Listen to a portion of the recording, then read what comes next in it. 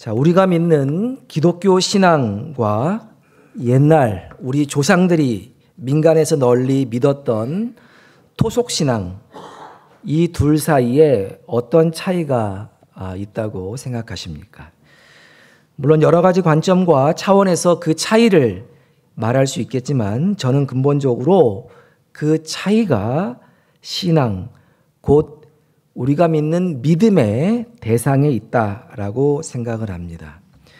그러면 우리가 믿는 기독교 믿음, 기독교 신앙의 대상은 누구인가?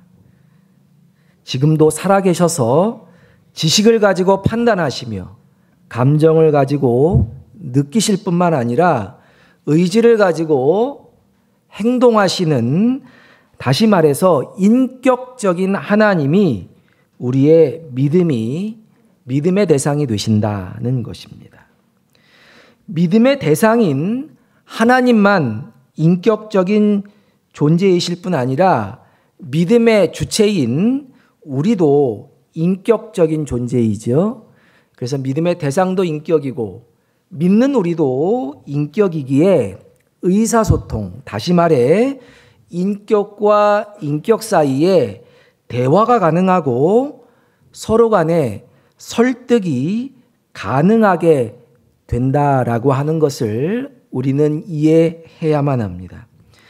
자, 그런데 하나님은 천지를 창조하시고 역사를 주관하실 뿐만 아니라 우리를 구원하시고 또 인도하시는 전지전능한 분이시기 때문에 우리는 이러한 인격 대 인격의 하나님과의 의사소통을 통해서 하나님의 뜻을 알고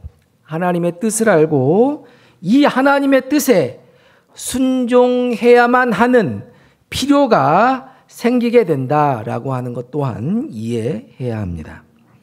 자, 그러나 토속신앙, 민간에 널리 퍼져 있는 이 민간신앙은 어떠한가? 믿음의 대상이 태양, 달, 나무, 짐승과 같은 비인격체입니다. 따라서 의사소통, 대화가 있을 수 없으며 이러한 믿음, 이러한 토속적인 신앙에는 항상 나의 뜻, 그리고 내 소원, 내가 얻고자 하는 욕망, 성취하고자 하는 욕망만이 존재할 뿐입니다. 지성이면 감천이다라는 말을 많이 들어보셨을 것입니다. 자, 지성이면 감천이다라는 말은 깨끗한 물을 한 그릇 떠다가 놓고 달빛 아래서 열심히 손바닥에 지문이 없어지도록 빌며 기도하면 하늘이 감동해서 하늘이 감동해서 우리의 소원을 들어준다는 것으로 이해할 수 있습니다.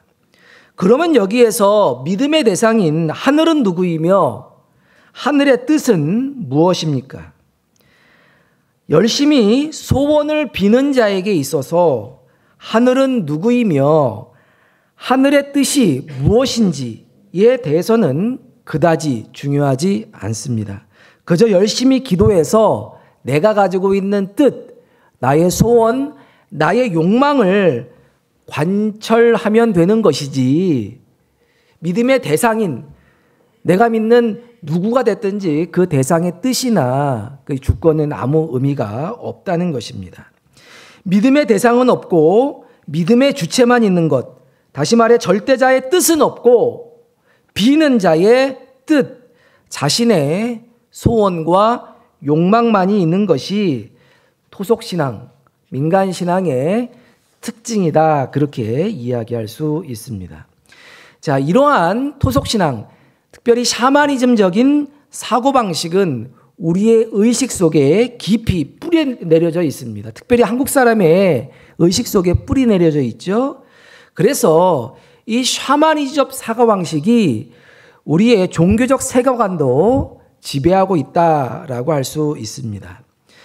엄밀한 의미에서 우리나라의 불교는 부처가 제시한 불교 본래의 가르침에서 상당 부분 벗어나 있습니다.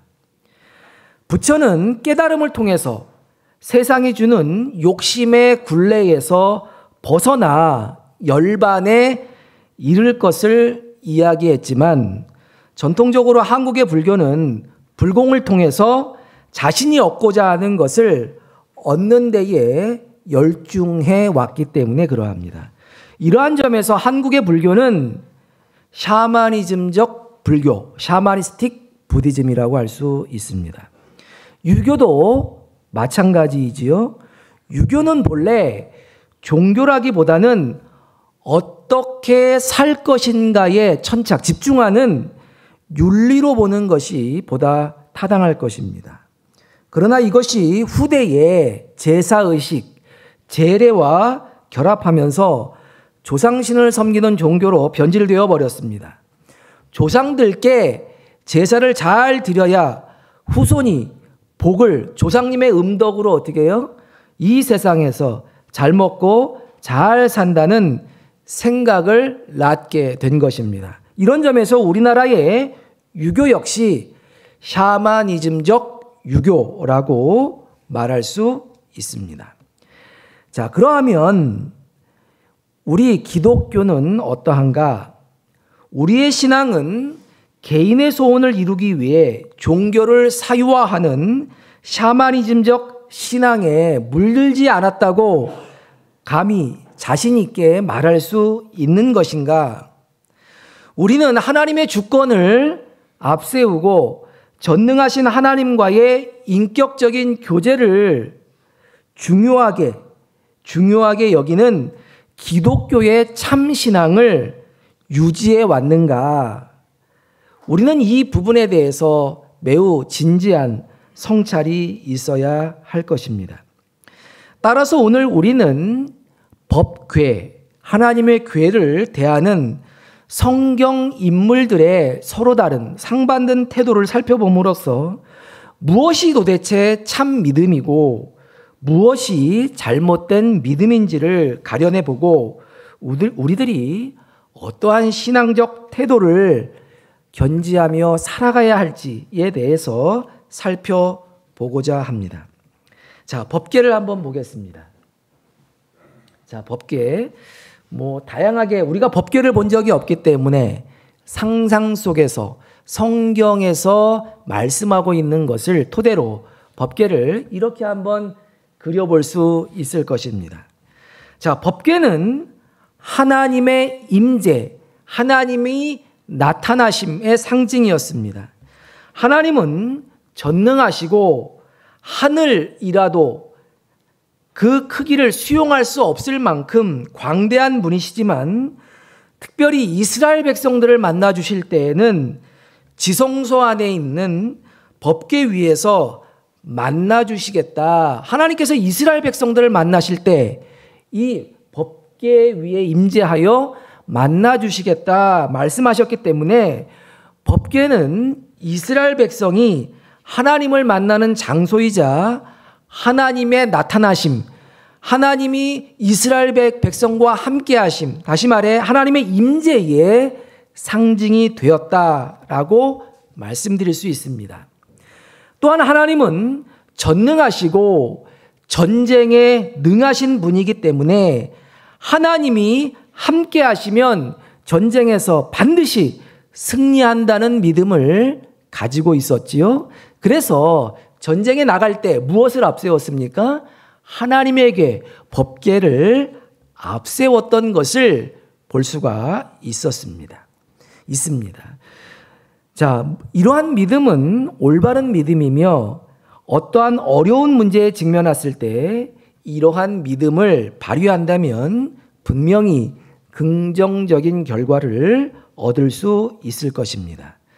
자, 그러나 믿음의 내용 없이 형식, 껍데기에만 집착하게 된다면 이것은 일종의 또 다른 샤머니즘적 태도가 될 수 있다고 하는 것을 우리는 기억해야 합니다.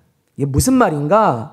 하나님의 임재를 소망하는 순수한 마음, 하나님의 뜻을 알고 순종하려는 겸손한 마음 없이 법궤만 있으면 내가 소원하는 바를 무조건 이룰 수 있다고 생각하는 것, 다시 말해 법궤를 성공의 도구로 삼는 것은 법궤를 일종의 부적으로 전락시키고 신앙을 샤머니즘으로 변질시키는 것이라고 할 수 있습니다. 이러한 생각의 대표적인 예가 사무엘서 4장에 나오는데요. 사무엘상 4절부터 3절부터 5절까지 말씀을 우리 같이 한번 읽어보도록 하겠습니다. 사무엘상 4장 3절부터 5절까지 말씀입니다. 시작. 백성이 진영으로 돌아오매 이스라엘 장로들이 이르되 여호와께서 어찌하여 오늘 블레셋 사람들 앞에서 우리를 패하게 하셨는고 여호와의 언약궤를 실로에서 우리에게로 가져다가 우리 중에 있게 하여 그것으로 우리를 우리 원수들의 손에서 구원하게 하자. 이에 백성이 실로에 사람을 보내어 그룹 사이에 계신 만군의 여호와의 언약궤를 거기서 가져왔고 엘리의 두 아들 홈니와 비느하스는 하나님의 언약궤와 함께 거기에 있었더라. 여호와의 언약궤가 진영에 들어올 때에 온 이스라엘이 큰 소리로 외침에 땅이 울린지라. 자, 블레셋과의 이제 요 바로 앞에 보면 블레셋과의 전투에서 이스라엘이 대패하게 됩니다. 이렇게 대패를 경험한 이스라엘은 자신들이 왜 전투에서 패했는지 그 원인을 살펴보게 되는데 이제 그러던 중에 엘리 대제사장이라고 있었습니다. 엘리 대제사장의 타락한 두 아들 홈니와 비느하스는 전쟁터에 이 법궤를 가져오기만 하면 반드시 승리할 수 있을 것이다 라는 생각을 하게 되었습니다. 이스라엘은 이미 여호수아 때에 요단강을 건널 때에도 여리고성을 점령할 때에도 법궤를 앞세우고 나아가서 승리를 경험한 바가 역사적 경험이 있었습니다. 따라서 이번에도 법궤를 가지고 와서 전쟁을 치르게 된다면 반드시 이 전쟁에서 승리할 수 있을 것이다 라고 생각하여서 법궤를 전쟁터에 가지고 나온 것입니다. 자, 그러나 성경은 이러한 생각을 가지고 있었던 엘리의 두 아들 홈니와 비느하스를 어떻게 생각하고 있었는가? 사무엘상 그 앞선 2장을 보면 그 두 사람에 대한 평가가 나오는데 뭐라고 성경은 평가하고 있는가?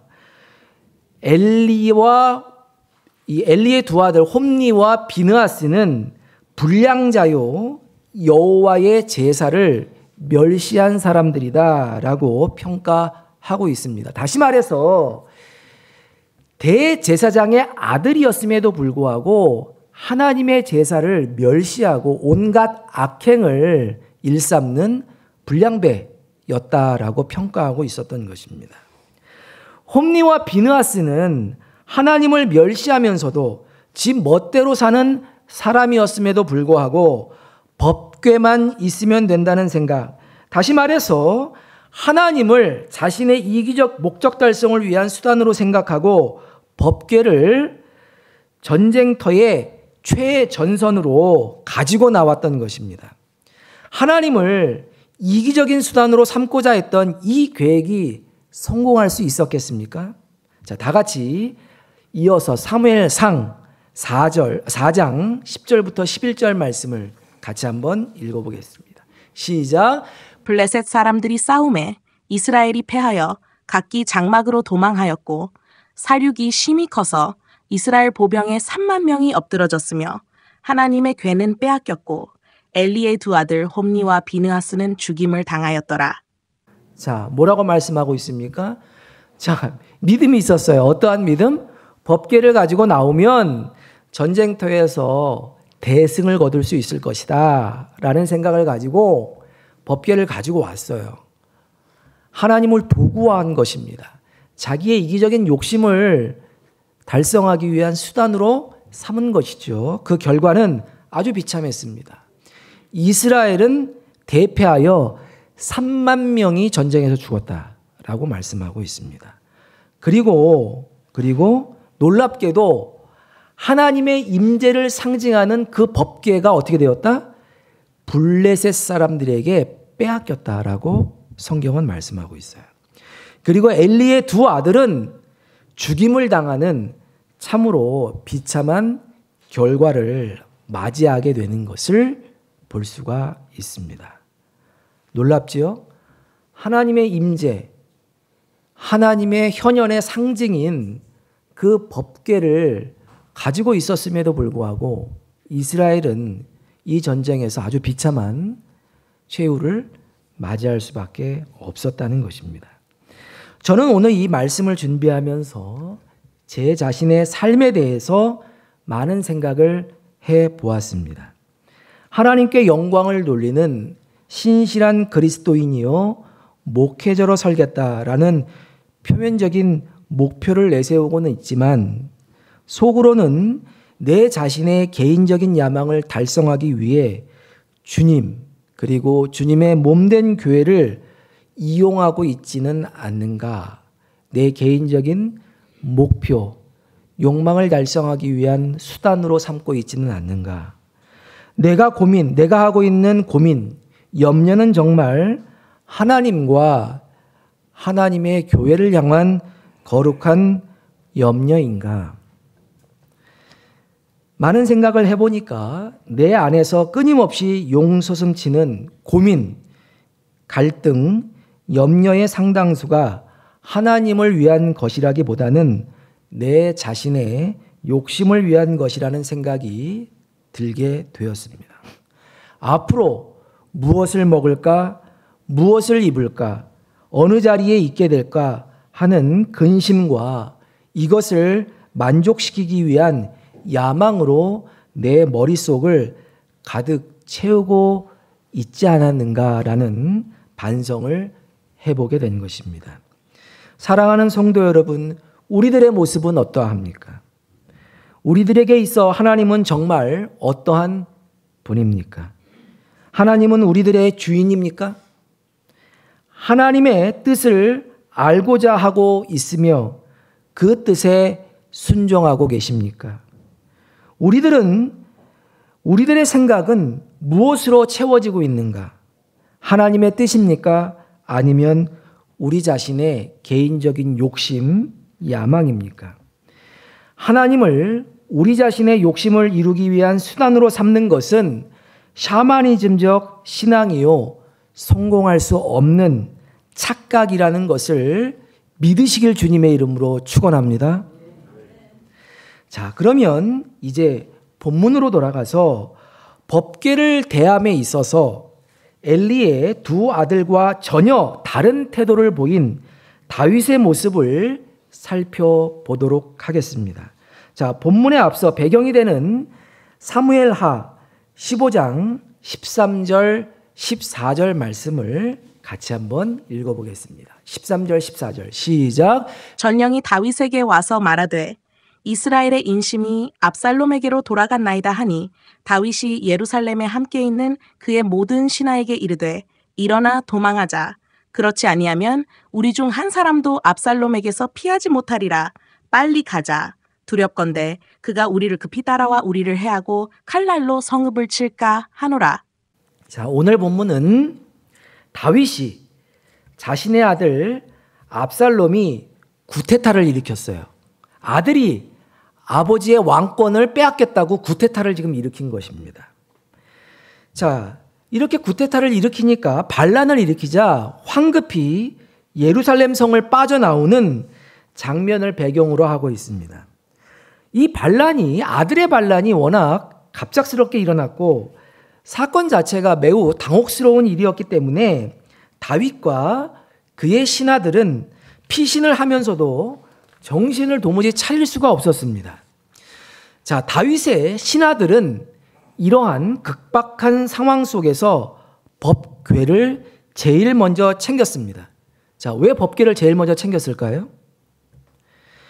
법궤가 지금 아들이 반란을 일으켜서 아버지 다윗이 막 도망을 가고 있는데 법궤가 만약 반란군 아들인 압살롬에게 넘어간다는 것은 무엇을 의미하는가?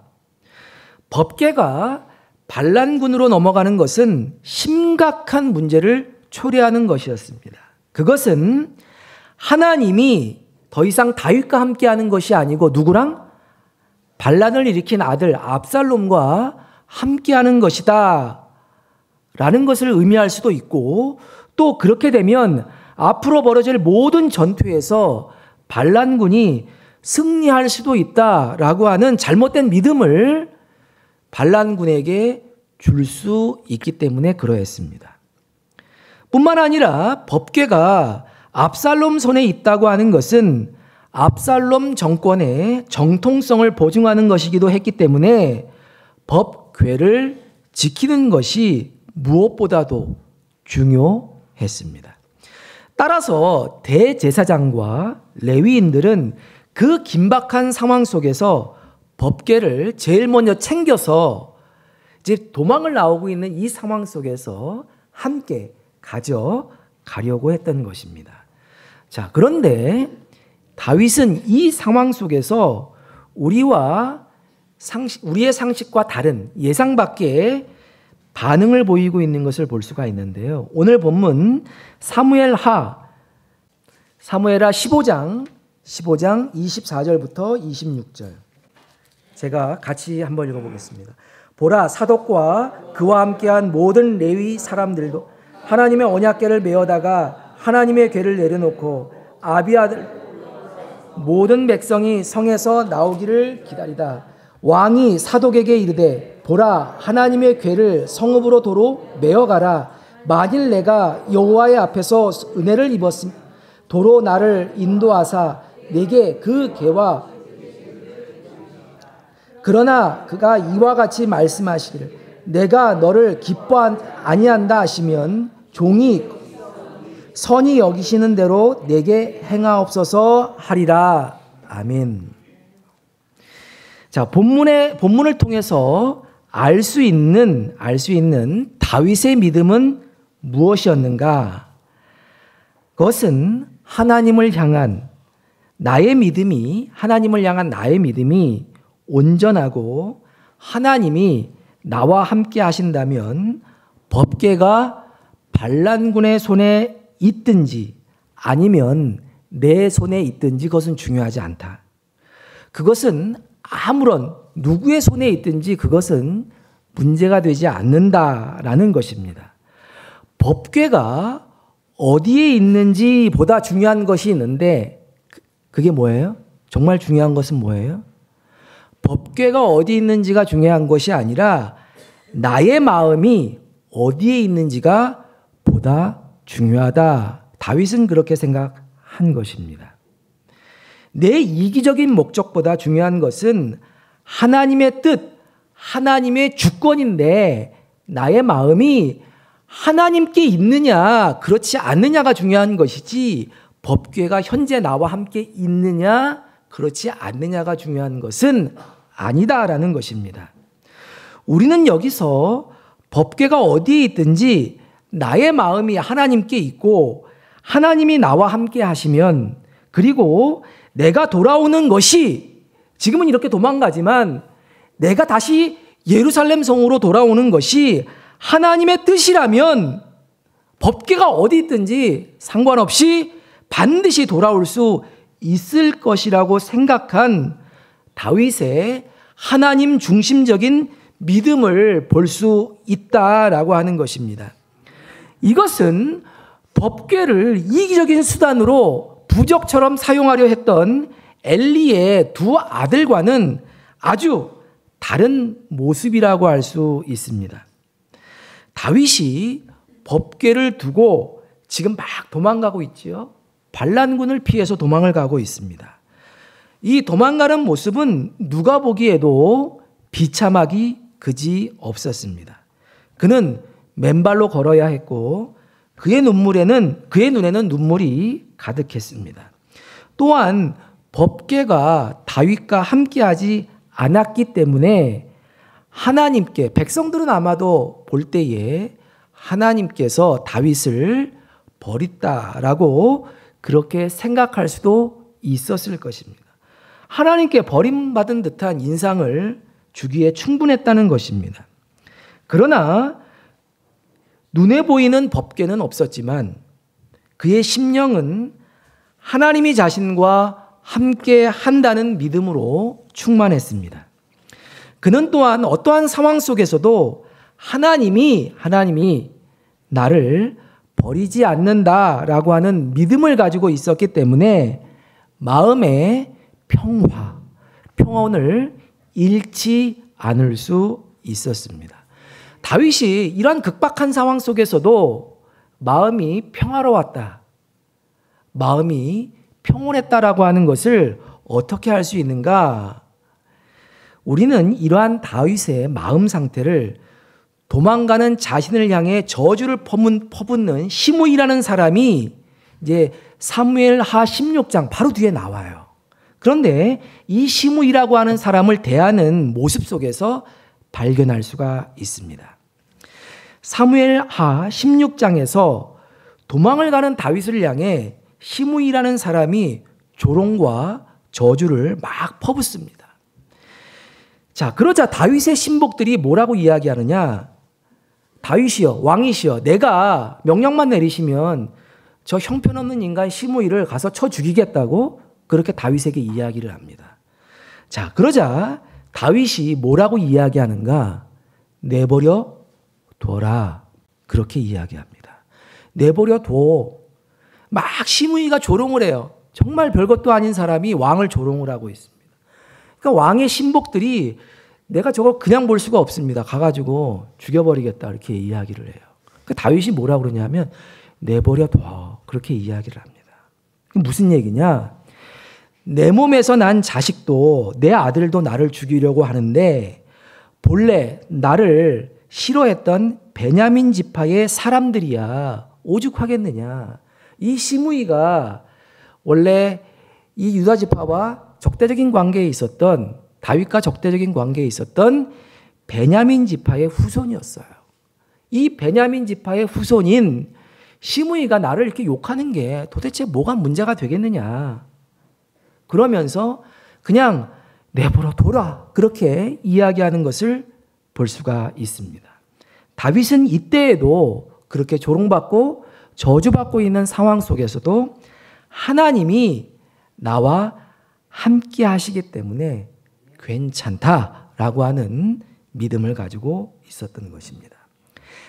다윗이 만약 눈에 보이는 욕심에 연연했다면 하나님을 자신의 야망을 성취하기 위한 수단쯤으로 생각했다면 과연 이러한 말과 행동, 태도가 가능했겠는가?